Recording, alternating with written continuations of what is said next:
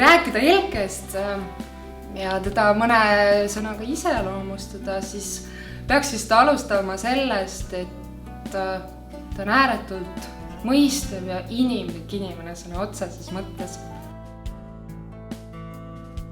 Tema teeb siis neid tasuta lõunaid meie väärikatele juba ikkagi 15 aastat. Ja see tasuta lõunad on iga 2 kuu tagant. Ja see on kõige suurem üritus, mis Kõhmas nagu eakate jaoks toimub, et see on tõeline hea tegevus ja ta on tõesti nii suure südamega, niivõrd lahke ja niivõrd suure missioonitundega. See on õige. Et meie kolmekesi siin oleme nagu tema meeskond. Ja alati ta hoolitseb ka selle eest, et meil oleks siis mingi kultuuriline meelelahutus. Jõululõunad on siis ikka nii oodatud, et seal on ikka juba üle 100 inimese alati.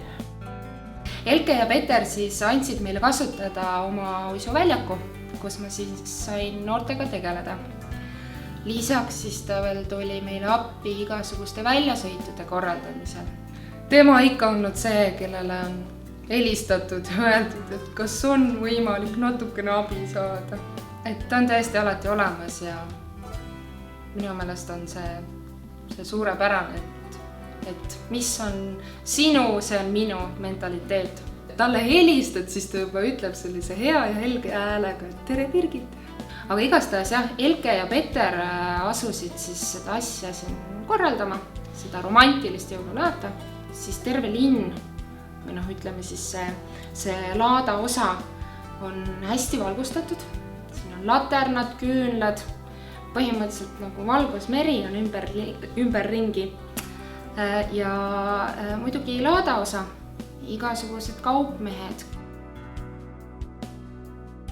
Nüüd eelmisest aastast sai uisuväljakul toimuma selline pereprogramm ka, kus siis oli jõuluvana ja üks vahva põhjapõder toimetas seal ringi ja samamoodi siis töötoad nagu väiksematele. Ta nagu oskab seda meie unistust elu viia.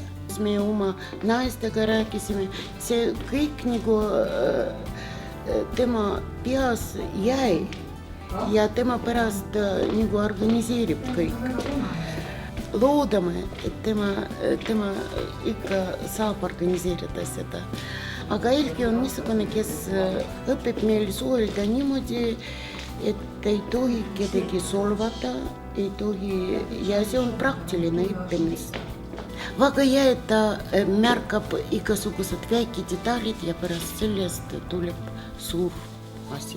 Et niisama ta välja näeb väga õrn ja võib-olla õrnus ka sees, aga ma nägin, et väga tugev hing